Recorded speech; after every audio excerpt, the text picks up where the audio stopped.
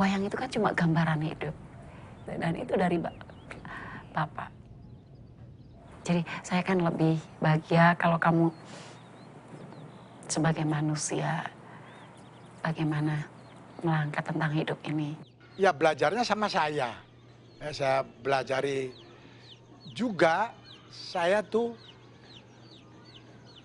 kalau gamelan, latihan gamelan apa, terus saya atur keponakan dan anak nari Yawangi.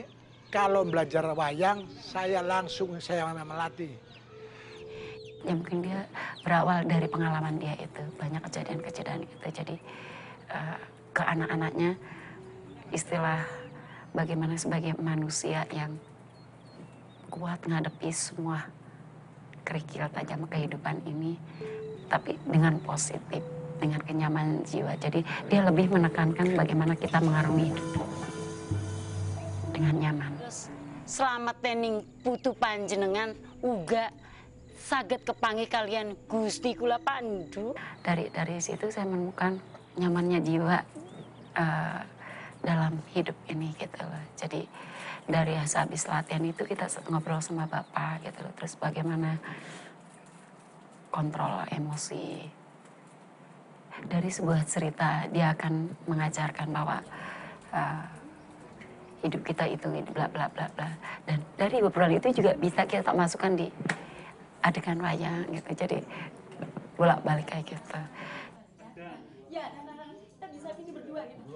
Tapi bagaimana kamu mengkaji semua kehidupan wayang ini, bagaimana kehidupan kita juga.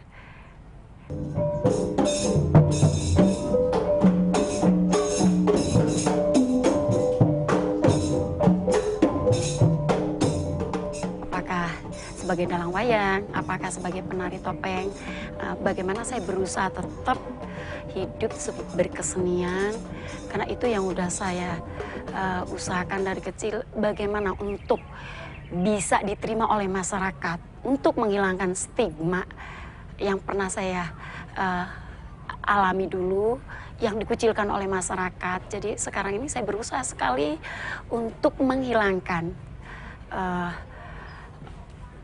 Saya anak seorang yang dituduh terlibat G30S.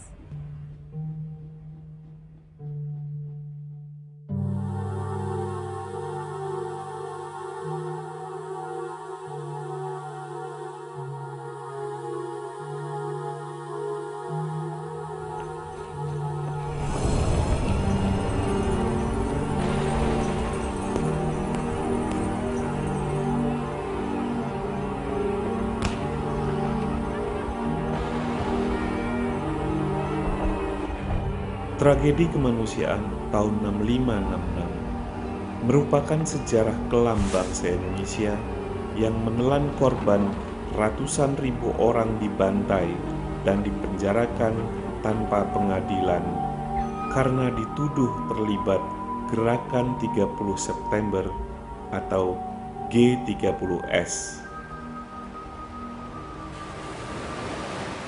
Mulai tahun 65 saya diambil itu masuk ke Indramayu. Tapi anehnya waktu itu kawan-kawan banyak, kalau orang kecamatan sini yang ngambil dari dalam kecamatan sini. Tapi saya yang ngambil tangga kecamatan. Menginjak ke kelas 3 itu Bapak udah di penjara di Indramayu, kota Indramayu. Ketika kelas 2 itu masih di desa, kumpulin di desa dulu baru ke kecamatan. Ada mulanya, waktu itu saya sih, wah, wong dalang kok, banyak yang cinta. Jadi mencintai istri mudanya DPKN. Oh. Sampai 1 tahun. Makanya juga yang ngambil tuh yaitu sang suaminya dibawa ke Jatibarang. Seingat saya waktu itu saya SMP kelas 1 ya, pagi hari ibu saya sakit ya, sesak, saya disuruh membeli obat. Nah, ketika sekitar jam 11 siang saya berangkat Tahu-tahu di perbatasan desa itu orang-orang sudah datang, massa yang berpakaian serba hitam, mukanya dikasih areng, pakai daun-daunan segala macam, seperti orang menyamar begitu. Saya merasa curiga dan kembali ke kampung. Siang hari itu ada ribuan massa yang disebut tameng ya. Kita orang-orang kampung yang tinggal di desa Beringkit ini semua lari ke pura. Sekitar jam 1, saya beserta teman-teman yang lain, orang-orang tua pertama digiring keluar dari pura.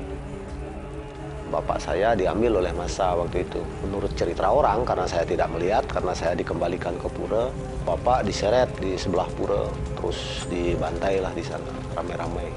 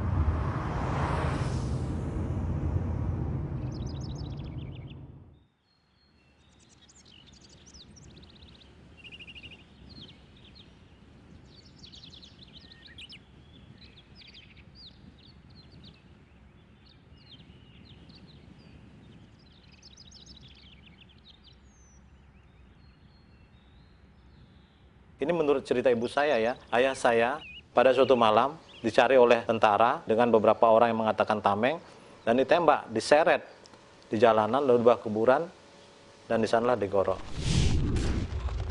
Lalu besok pagi-paginya ibu saya sembunyi-sembunyi untuk melihat ayah saya. Dan dilihat di sana ayah saya terlungkup di kuburan dan jam tangannya masih ada. Menurut kepercayaan ibu saya, kalau mayatnya terlungkup itu katanya memang sengaja dibuat oleh orang-orang yang melakukan pembunuhan itu agar rohnya tidak mendapatkan jalan untuk kemana-mana. Sebagai orang yang mencintai ayah saya, maka dihadapkanlah kepalanya ke atas.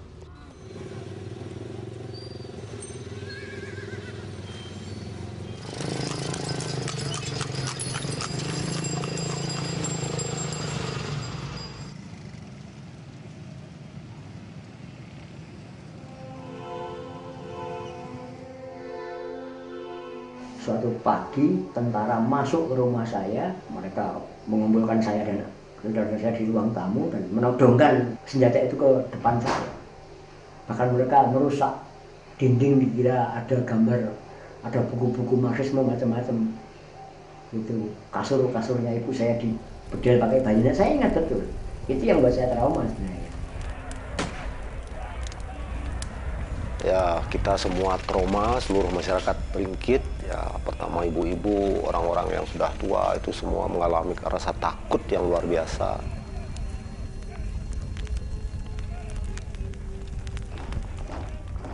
Sore hari ketika masa-masa itu sudah pulang dari desa kita mencari-cari, itu menemukan jenazah bapak saya, paman saya, dan 2 jenazah dari warga di desa kami. Jadi tanggal 5 Desember, hari Minggu, itu 4 orang warga desa dibantai. Sampai di rumah apa yang terjadi? Beberapa saat ibu saya sampai di rumah, datanglah massa melakukan penggerebekan kepada ibu saya, merampas jam, merampas padi-padi yang ada di rumah saya. Semenjak saat itu, hari-hari berikutnya ya terus terjadi pembantaian gitu. Sampai di desa kami yang kecil hanya 200 kakak, itu ada yang korban sampai 13 orang kalau tidak salah. Malah ada ketika itu teman saya yang baru kelas 2 SMP, ya, karena badannya lebih tinggi dari saya, dia pun ikut dibantai.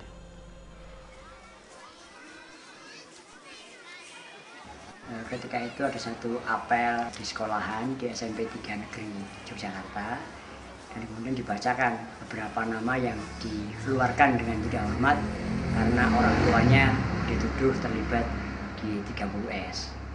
Nah, saya kemudian ya dikeluarkan, dan tentu saja perasaan saya waktu itu ya sedih, ya sakit, ya kenapa saya harus ikut menanggung apa yang tidak saya ketahui.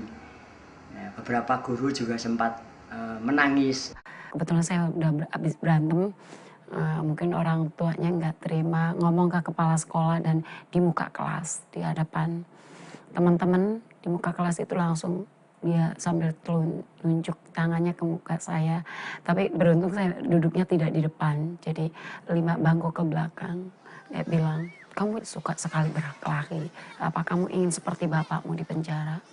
Kamu anak seorang PKI, jadi kamu nggak boleh nakal. Saat itu tidak bisa menangis, cuma diem, dalam arti kata marah sekali itu. Saya tidak ngerti apa itu PKI. Sampai di rumah, sampai di kampung pun kemudian teman-teman saya menjauh gitu. Menjauh, dan ketika saya dekati mereka pergi bubar, main kelereng mereka bubar, main petak umpet mereka bubar. Saya mendengar cacian, makian, anak PKI, anak setan dan sebagainya. Ya tentu perasaan saya waktu itu sakit. Tapi saya tidak pernah menangis karena saya tidak mengerti apa itu PKI. Kenapa kemudian saya dituduh sebagai anak PKI, apa dosa saya begitu. Sampai di rumah, saya udah kebiasaan ibu mungkin sibuk apa, saya tidak dipedulikan ibu, cuma saya masuk, terus tidak langsung makan, saya cuma diem di dalam kamar duduk, terus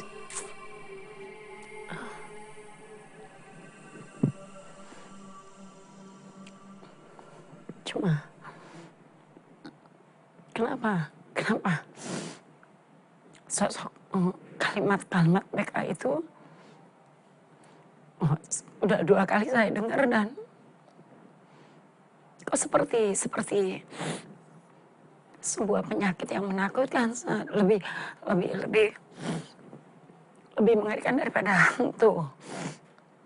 Dan cuma kalau tidak salah saya hari berikutnya saya tidak masuk sekolah, dan ditanyakan kenapa kamu tidak sekolah. Bilang aku malas. Kalau malas nanti aku laporin ke bapak. Tapi saya bilang saya sakit. Kamu tidak demam kok. Kamu harus sekolah. Bilang, mohon Bu, saya tidak masuk sekolah hari ini. Pak, saya sekolah dibejiin sama kawan, malah gurunya, kamu itu anaknya orang PKI. Aduh. Udah diam aja. Asar yang berkata tuh aja, jangan Tuhan. Kalau tunggal manusia biar aja. Gento, garong, copet biar. Asal yang bilang aja pangeran. Gitu saya sih. Tenang aja.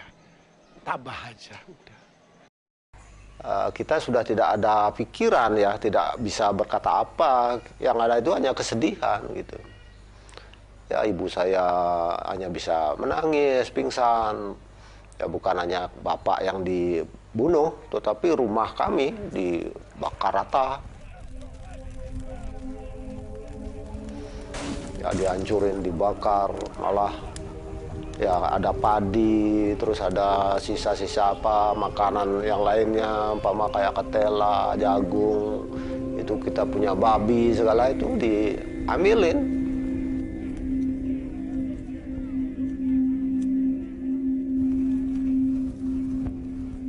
Sini bapak itu di sini diseretnya dulu kemari, terus coba kita lihat.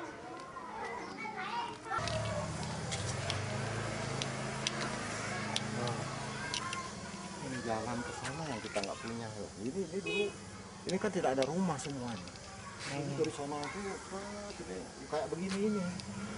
Yang nanti bapak itu dibantainya di sana. Ya dari situ dia udah dibantai gitu loh. Tapi ya karena dia kebal, dia nggak mati-mati. Nah, terus mati dia di sana, di ujung sana. Tapi kalau dari pinggir tahun 70 saya pulang dari tahanan Indramayu, tahanan Tapol.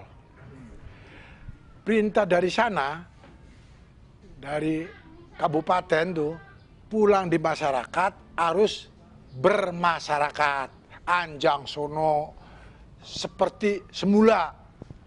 Tahu-tahu saya pulang, Anjang sono ke tetangga RT, tetangga RW. Saya rasa saya lihat tuh, lihat saya kok perasaanku jijik.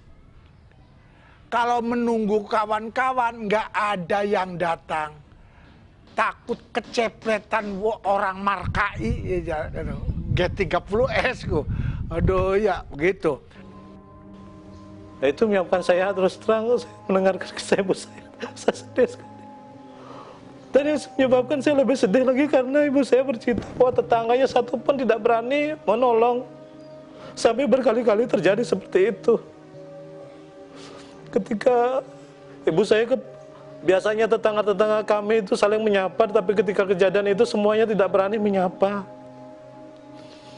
Untuk berkata-kata mereka menggunakan bahasa isyarat. Karena apa? Karena mereka semua takut dikatakan cap PKI. Kalau ibu saya kemudian baru tertolong karena ayah dari ibu saya itu adalah dari desa lain, mempunyai kedudukan. Dialah yang memberikan pertolongan untuk makan.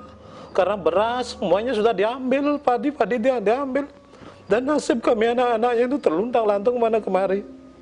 Setelah itu, karena saya sekolah, tapi kalau nenek datang dari Jakarta, aku ikut nenek aja deh. Aku nggak mau di sini. Ya udah nanti nunggu nenek. Tapi sekarang kamu harus sekolah. Saya terpaksa sekolah lagi dan mungkin sejak kejadian itu, untuk sama teman-teman saya lebih banyak menyendiri karena memang teman-teman juga udah mengambil jarak.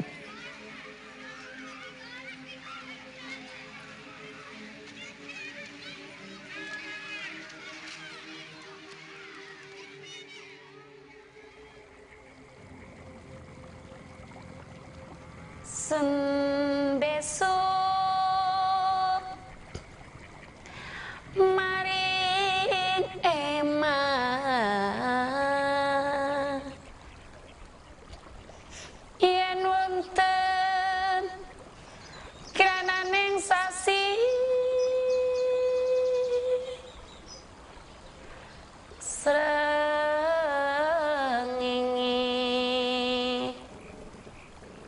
kembar lima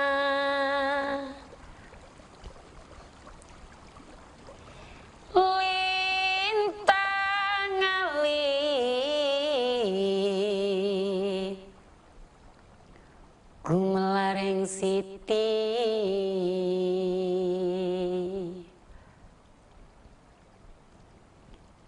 sawiji tanana urip mung dikakelawan isu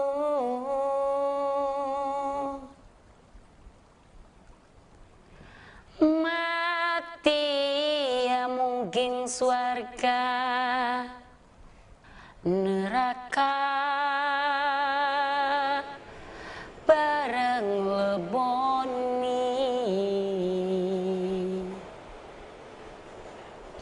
Aduh.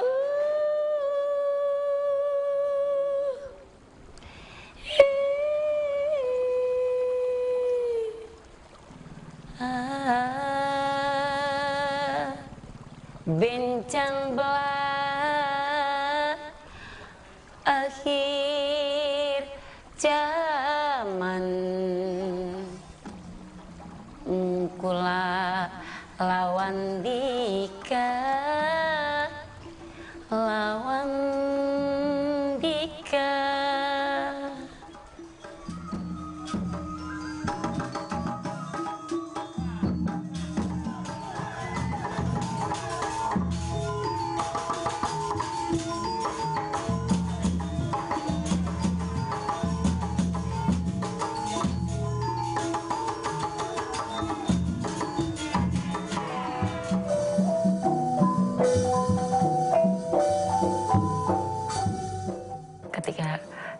Pak Pandu yang harus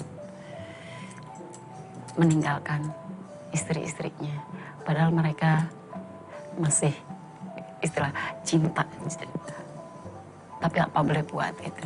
Jadi dia diambil gitu, dan itu bagaimana Pandu tidak bisa ketemu dengan anaknya, pengen meminang anaknya, apa karena dia harus dipenjara di Kadipaten. Sang yang manik maya utawa betaraku kon mudut Pandu. Jubleg-galeg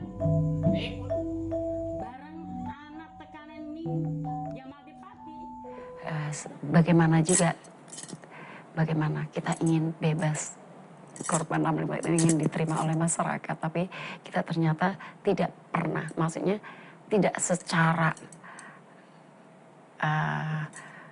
apa yang kita harapkan masyarakat itu menerima, tetap ada spesial identitas kita itu, dan itu tidak bisa dihilangkan gitu. Belajar. Aku pun untukmu seperti Rana Citra dan Rana Mendut. Sudah, aku mau mati.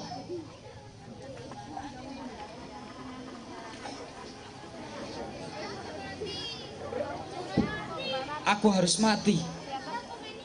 Melayang di langit-langit. Lidahku beku. Kakiku kaku. Sebelah kiri sini. Oh ya. Bulan. Nyahlah.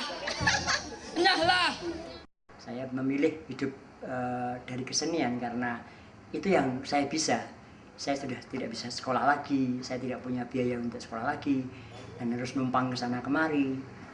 Berkesenian itu belajar hidup, belajar memahami orang lain, belajar memahami masyarakat. Dengan berkesenian, apa yang saya pikirkan, apa yang saya rasakan, itu muncul dalam karya-karya saya. Lewat kesenian, saya berusaha agar masyarakat menjadi masyarakat yang baik. Karena kesenian bertujuan membuat orang menjadi baik. Saya tidak pernah yakin bahwa kesenian, terutama kesenian rakyat yang saya tekuni itu, ketika masyarakat belajar kesenian menjadi masyarakat yang keras, menjadi masyarakat yang suka pada tindakan-tindakan anarkis. Urip iku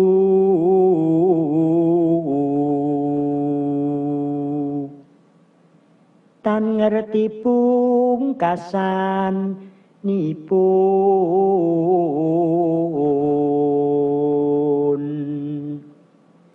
kalah lawan menang gilir gumanti prap tanyo mula kaki sing eling lawan waspada.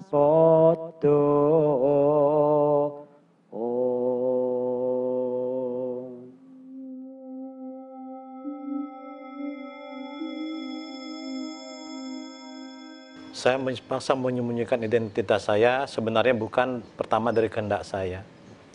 Mula-mula adalah dilakukan oleh paman saya yang membesarkan saya.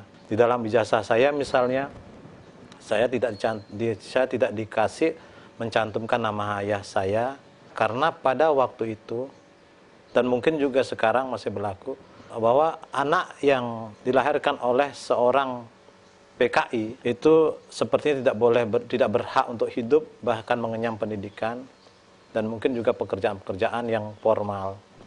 Masalah stigmatisasi terhadap korban-korban kekerasan politik, terutama 65, yang begitu menderita dan tak terperi para korbannya itu, memang sungguh bukan hanya merupakan tanggung jawab bangsa, tapi juga tanggung jawab negara terutama. Negara paling bertanggung jawab karena apa yang terjadi adalah pelanggaran hak asasi manusia yang dilakukan oleh negara pada saat itu. Problemnya adalah politik pembungkaman ini memang terjadi dimanapun juga di negara-negara yang memang sedang berada di dalam transisi demokrasi. Terutama ketika sistem yang otoriter masih begitu dominan sebelum beralih ke sistem yang demokratis. Jadi saya pikir situasi sosial psikologis yang demikian itu untuk kebaikan masa depan generasi yang akan datang itu hendaknya itu bisa dihilangkan oleh pemerintah, oleh pihak-pihak kelompok-kelompok tertentu. Dalam hal ini peranan media juga penting di dalam menghapus stigma dan perasaan itu. Rehabilitasi gitu. Sejak dipecat dari atau dikeluarkan dari SMP 3, saya tidak pernah mengingkari bahwa diri saya memang anak seorang PKI, anak ibu saya Kadaria. Kenapa saya harus ingkar? Toh dia ibu saya. Jadi mengapa dalam hal ini anak-anak ini yang tidak tahu menau, yang juga menjadi korban? Saya pun sebetulnya korban yang tidak tahu menau. Kalau memang ingin dikatakan yang lebih ditujukan sebagai sasaran adalah ayah saya kan anak, saya juga tidak tahu gitu kenapa harus mengalaminya.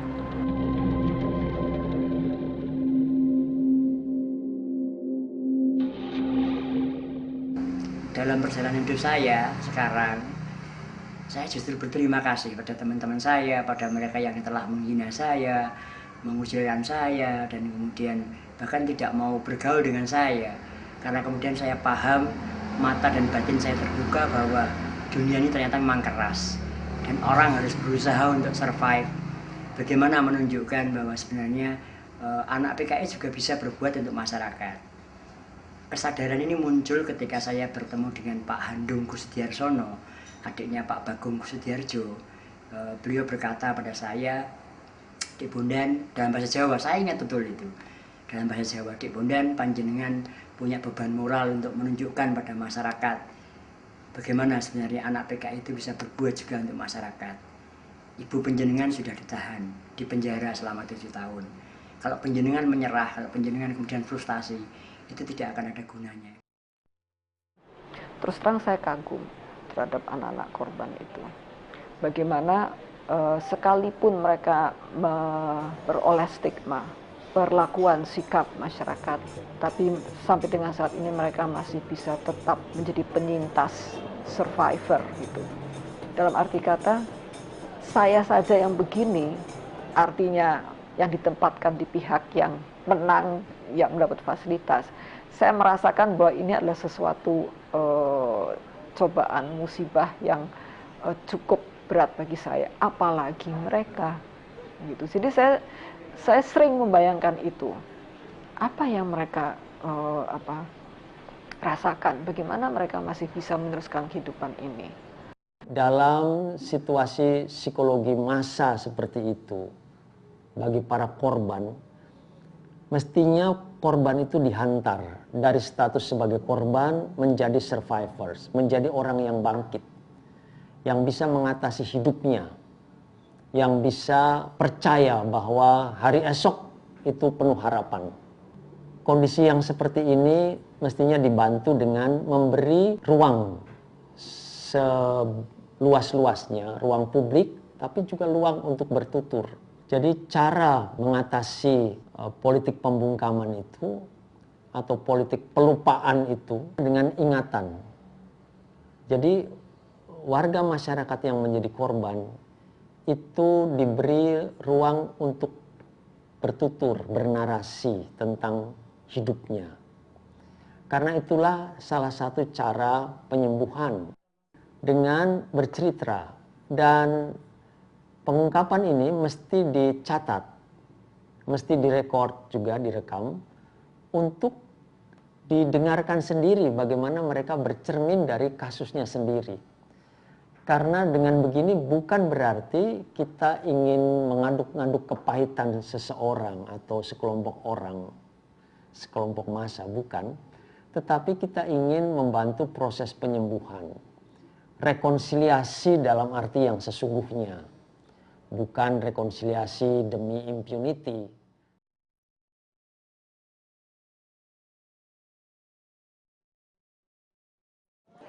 Sugeng dalu Bapak Ibu adik-adik.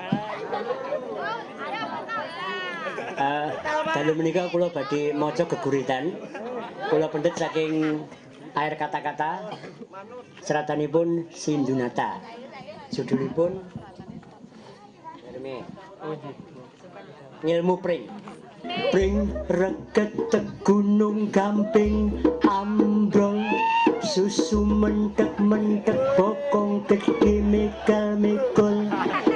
Pring reket gunung gamping ambrol, susu mentek-mentek bokong gede mikal-mikul. Pring podo pring, eling podo eling.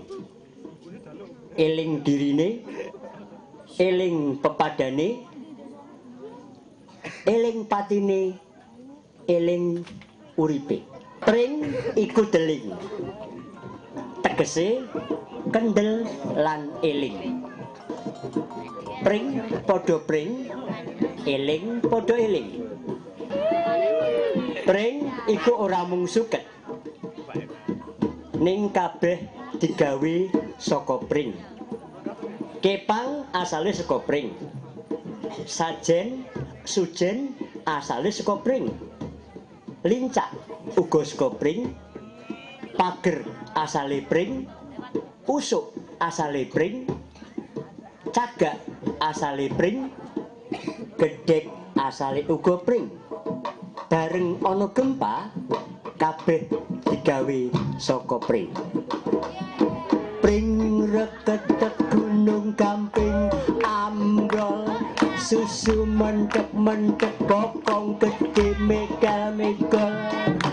Pring reket gunung gamping ambrol, susu mentek-mentek bokong gede mikal-mikul.